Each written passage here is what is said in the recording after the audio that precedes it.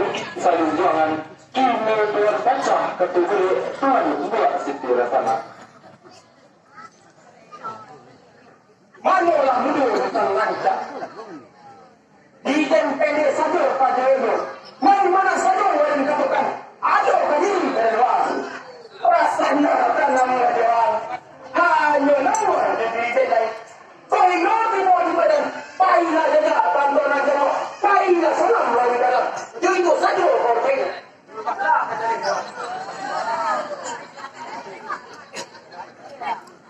oleh Tuhan merasanya runjangan Tuhan pada siapana langsung langkah runjangan itu kali Tuhan kita semua pada sekarang saja manusia berselangkah sambil jalan rokok ibarat yang kalau satu di sana langkah berdiri di situ dulu kita sudah lupa pikiran berjalan wahai mana menurut bukan baca usah ulang 2 kali ngamang bila kudakan ini jalan baik itu dewan buka langkah ada wadah dengan resiko nak dosannya nak timbang kita cuma sekian berkapan nak timbang contoh sudah mana dibujuan jatuh 10 boleh berisiko terus baik